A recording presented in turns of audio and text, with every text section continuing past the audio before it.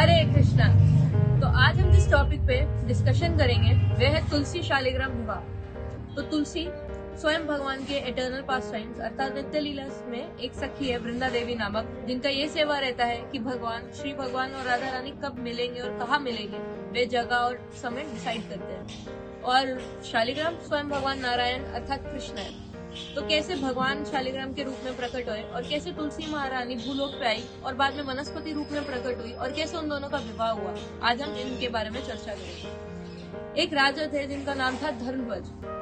वे और उनकी पत्नी माधुरी बहुत ही अच्छे वैष्णव थे, परंतु बहुत दरिद्र थे। तो वे विष्णु की आराधना करते रहते थे और वहाँ पे फिर उनका तपस्या का फल देने के लिए लक्ष्मी माता प्रकट हुई। तो उन्होंने बोला कि आप बहुत ही अच्छे वैष्णव है, लेकिन आप बहुत दरिद्र है, कोई बात नहीं, मैं आपकी संतान के रूप में, कन्या के रूप में जन्म लूंगी आपके कुल में, और आप उससे आपकी दरिद्रता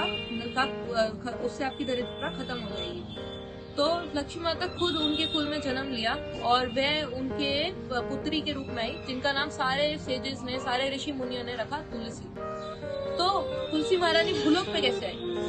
एक्चुअली पास टाइम आता है कि गोलोक में क्या हुआ एक बारी कि तुलसी महारानी अपनी सेवा छोड़ के, जो उनकी सेवा है कि राधा रानी और कृष्णा के लिए मीटिंग पॉइंट डिसाइड करना है, वे छोड़ के वे कृष्णा के थोड़े निकट बैठी थी और कृष्णा का जो मुख का रस है उसका पान कर रही थी। तो ये देख के राधा रानी थोड़ा क्रोधित हो गए कि आपकी सेवा क्या है, वह सेवा छोड़ के आप कृष्णा के निकट बैठे हैं, तो अब मैं आपको श्राप देती हूँ कि आप भूलोक पे आएंगे और भूलोक पे आपका जन्म होगा। तो इस पे प्रश्न उठ सकता है कि क्या राधा रानी इतने कठोर है कि किसी को नित्य लीला से वे नीचे भूलोक पे भेज देंगे बस इसलिए क्योंकि वे कृष्ण के निकट बैठे थे? तो उत्तर है नहीं, राधा रानी बिल्कुल भी कठोर नहीं है। इनफैक्ट वो बहुत ही मर्सीफुल है। वृंदा देवी का अवतरण का एक कारण है, वह लीला की दृष्टि से देखे तो ये लीला थी, लेकिन अवतरण का कारण ये है कि भगवान कलयुग में और बाकी सारे युगों में श्री विग्रह की फॉर्म में उपस्थित है और श्री विग्रह की सेवा केवल ब्राह्मण करते हैं। और अगर ब्राह्मण भी नहीं करते, कोई और भी करते हैं, तो उनकी सेवा की प्रणाली बहुत डिटेल रहती है कि भगवान को भोग लगाना है, उनकी आरती करनी है, इतना कुछ रहता है। लेकिन तुलसी महारानी जो वनस्पति रूप में है, उनका बस इतना ही सेवा है कि उनको जल दो, और उनको जल देने मात्र से इनफैक्ट माना जाता है कि तुलसी स्मरणेव सर्व पापम विनश्यति, तुलसी स्पर्शनेन नश्यन्ति व्याध्यो नृमा। मतलब कि तुलसी महारानी के केवल स्मरण मात्र से आपके सारे पाप खत्म हो जाते हैं और उनके दर्शन मात्र से, उनके दर्शन विष्णु के दर्शन के समान होते हैं। तो राधा रानी ने हमारे लिए तुलसी महारानी को नीचे भेजा ताकि हम तुलसी महारानी की पूजा करें, उनका वर्शिप करें, उनके दर्शन लें, और ताकि हमारे हृदय में भी कहीं ना कहीं भगवान के प्रति प्रेम भाव जागे। तो इसलिए राधा रानी ने कृपावश तुलसी महारानी को नीचे भेजा। तो कृपावश तो भेजा और उसके पीछे सब लीला थी जिसके कारण उनको ये ऐसा एक श्राप देना पड़ा। तो तुलसी महाराज, जैसे अभी हम लीला में थे, तो तुलसी का जैसे जन्म हुआ उसके 1-2 वर्षों के बाद वे, क्योंकि उनको सब कुछ याद था कि वे वृंदा देवी है और नित्य लीला में और कृष्ण के समक्ष काफी निकट बैठी थी, तो उनको श्राप मिला था। तो वे कृष्ण को ही पति रूप में प्राप्त करने के लिए उसी टाइम पे वो तपस्या करने चले गए। और उनकी तपस्या इतनी कठोर तपस्या थी, कहते कि 20,000 वर्षों तक केवल उन्होंने पानी पिया था, पानी और फ्रूट्स लिए थे। 30,000 वर्षों तक उन्होंने केवल ड्राई लीव्स चबाई थी, और फिर 40,000 वर्षों तक वो केवल हवा पे रही थी, और 10,000 वर्षों तक वो कुछ भी नहीं खाती थी और एक टाइम पे खड़े होकर ब्रह्मा जी से प्रार्थना करती थी। तो ब्रह्मा जी प्रकट हुए और उन्होंने तुलसी महारानी को राधा रानी का एक ऐसा मंत्र दिया जिससे राधा रानी उन पे प्रसन्न रहे। और ब्रह्मा जी ने उनको आदेश दिया कि भगवान का एक और सखा है जिसको राधा रानी ने श्राप दिया था इसी लीला के लिए, तो वह भी प्रकट हुआ है। सुदाम नामक सखा है भगवान का, वो भी शंखचूड नामक एक असुर के रूप में प्रकट हुए, तो आपका उनसे विवाह होगा और उसके बाद आपको कृष्णा पति रूप में मिलेंगे। तो शंखचूड और तुलसी का विवाह होता है। शंखचूड कहते हैं कि इतना शक्तिशाली दानव था और उन्होंने 1000 साल तक, काफी वर्षों तक पुष्कर में तपस्या की थी, जिसके कारण उनको भगवान का बाजूबंद एमुलेट मिला था जिसका नाम था सर्व मंगलमय। और जब तक वो उनकी भुजा पे था, कोई भी व्यक्ति सृष्टि में उनको परास्त नहीं कर सकता था। तो कहते हैं कि उन्होंने एक मनवंतर तक हर जगह शासन किया था, धरती आकाश पृथ्वी हर जगह उनका ही राज था, जिसके कारण देवताओं को काफी प्रॉब्लम हुई थी। तो सारे देवता फिर विष्णु के पास गए कि भगवान विष्णु आप देखिए, आपका बाजूबंद है उनके पास और हम परास्त नहीं कर पा रहे, तो कुछ ऐसी लीला चाहिए, क्योंकि वो है तो दानव भी और थोड़ा मतलब धर्म के विरुद्ध कार्य कर रहे हैं, तो उससे गलत इम्पैक्ट पड़ता है प्रजा पे। तो आप कुछ करिए और हमें एक सॉल्यूशन दीजिए।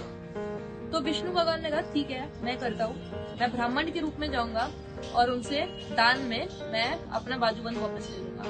तो हमारे विष्णु भगवान ब्राह्मण के रूप में गए और शंखचूड़ से उन्होंने क्या मांगा, भिक्षा में वो मांगा, भगवान अपना ही जो बाजूबंद है वो मांगा, जिसका नाम था सर्वमंगलमय। और उसके बदले में लेकिन उन्होंने एक आशीर्वाद दिया कि जब तक आपकी जो वाइफ है वो चेस्ट रहेगी, मतलब उनको जब तक वो पतिव्रता स्त्री रहेगी तब तक आपको कोई परास नहीं करेगा।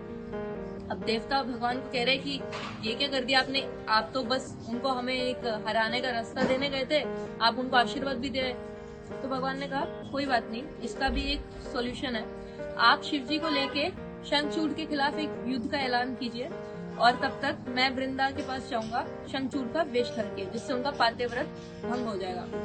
तो जब शंखचूड़ शिव जी, कार्तिकेय, सबके साथ देवी देवताओं के साथ युद्ध में थे, तब वहाँ पे भगवान विष्णु, भगवान नारायण शंखचूड़ का वेश धर के वे तुलसी महारानी से मिलने गए। और तुलसी महारानी को लगा ये तो शंखचूड़ है, तो उन्होंने उनका स्पर्श किया और उनके काफी निकट आ गए, तो जिसके कारण उनका पातिव्रत शंखचूड़ के प्रति भंग हो गया। और जैसे ही वह भंग हुआ, शिव जी ने अपना विजय नामक त्रिशूल से शंखचूड़ का वध कर दिया। शंखचूड़ वास्तव में तो भगवान के सखा ही थे, तो जो उनका हड्डियां है शिव जी ने वो समुद्र में डाल दी। तो जो हमें शंख मिलते हैं आजकल वो उन्हीं की हड्डी कहते हैं, ऐसा शास्त्रों में माना गया है कि जो शंखचूड़ की हड्डियां है वही आज वर्तमान में शंख है। तो अब जैसे ही तुलसी को पता चला कि शंखचूड़ का वध हो गया और ये तो नारायण थे जिन्होंने उनके साथ छल किया, उनके स्वयं आराध्य थे जिन्होंने उनके साथ छल किया, तो वे काफी डिसअपॉइंट हो गई और उन्होंने भगवान को श्राप दिया। उन्होंने कहा कि आपने आज एक ऐसी हरकत की है, आपने एक ऐसी लीला की है जिससे पता चलता है कि आपका जो हृदय है वो बहुत कठोर है, पत्थर के समान कठोर है।